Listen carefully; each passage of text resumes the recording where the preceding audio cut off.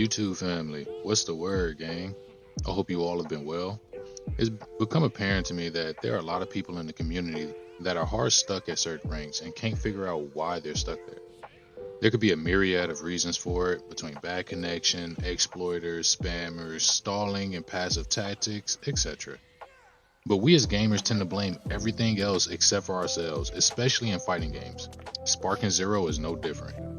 So I'm making this video to help you see what you can do to get better and up your chances of getting out of your rank.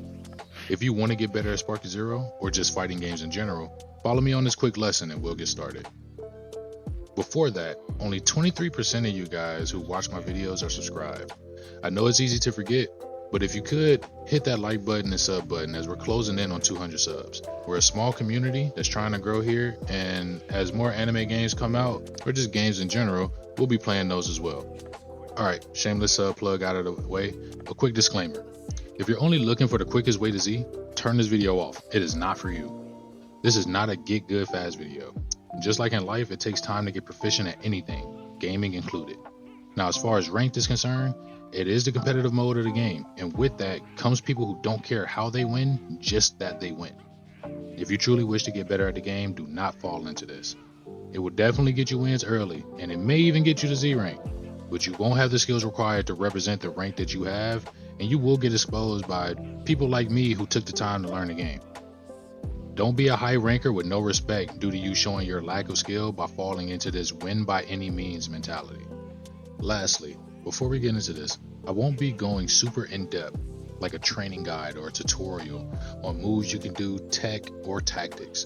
This is a broad overview to give advice on where your thought process should be in each rank and possibly make you realize something that you've probably been missing in your playstyle and or thought process. Alright, now with that stuff out of the way, let's get into it. The D ranks. In the D ranks, you're at the bottom of the totem pole. You're like Kid Krillin in comparison to other mighty warriors you'll face in the higher ranks. So what is it that you have to do to get out of these ranks? Honestly, just play the game. These are your introductory ranks, where you should spend your time familiarizing yourself with the mechanics of the game, finding what characters speak to you most, and trying new things. Don't fixate on any metas or winning playstyles at this point, because in doing so, you'll be skipping a lot of crucial steps in your development. Enjoy the experience and soak up as much common knowledge about the game as you can. C ranks. If you've made it to the C ranks, congrats. You familiarize yourself with the controls, have a basic understanding of the mechanics, and you possibly have a few characters you like in rotation. You still have training wheels on, as these are still the low ranks, but you have a bit more confidence now. In this rank, you'll notice a couple of things. Players like to throw random supers at you. Players are relying on their perception a bit too much, as it's a safe defensive option to stop pressure. And you will run into players attempting to use exploits and cheesy tactics. So going against them may be a bit discouraging, since people are relatively on the same playing field from a skill perspective. So what is it that you should be focusing on in the C ranks? Solidifying your comfortability with your characters and the game's offensive and defensive mechanics. Familiarize yourself with known tendencies of players, like when people like to hold perception and or throw supers, and find ways to counter those tendencies. The mighty B ranks.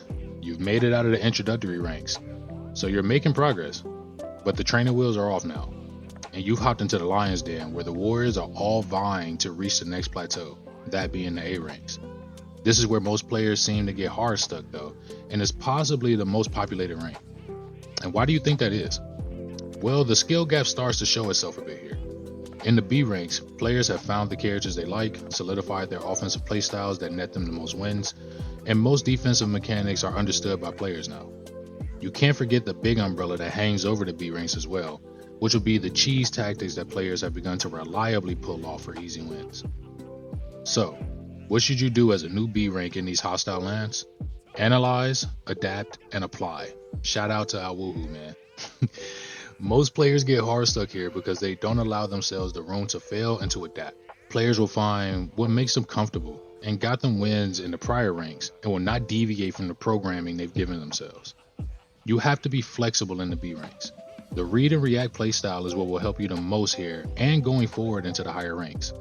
But I'm getting ahead of myself. Firstly, Now is the time to learn how to reliably use all of your tools to set up your offense and maximize your damage output, along with making your defense more ironclad.